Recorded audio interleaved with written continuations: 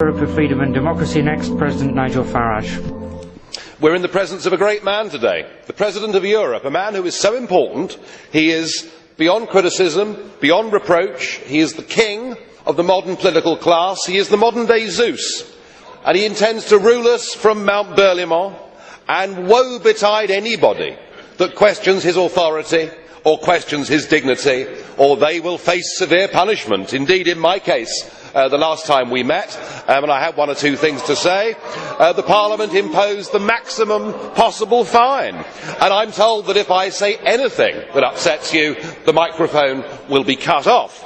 Well, what price free speech? What price democracy?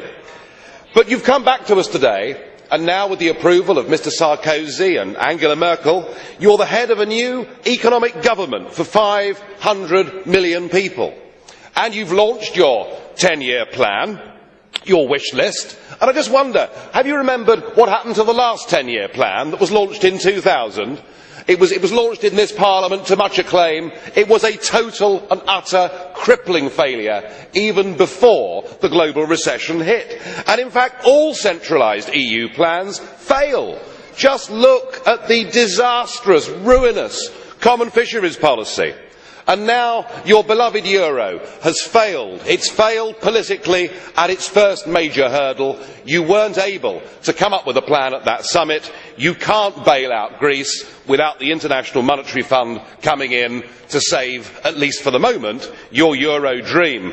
And yet, Mr Van Rompuy, your plan seems to be, we're losing, we're failing, let's have more of the same. Let's have more Europe, let's have more failure. But what really matters is the loss of democracy here. You have not been elected. You are not accountable. There is no mechanism for the peoples of Europe to remove you. It was Zeus, of course, that kidnapped Europa. My fear is you are kidnapping our democracy. You are only here because that Lisbon Treaty went through without the British people being given the referendum that they were promised. And as far as we're concerned, this is unfinished business. People fought and died so that we could be an independent, self-governing, democratic nation that was able to hire and fire its leaders, and no one that believes in democracy will accept the post of President of the European Union. Thank you. Dziękuję za zabranie Słowa gotowią nam carski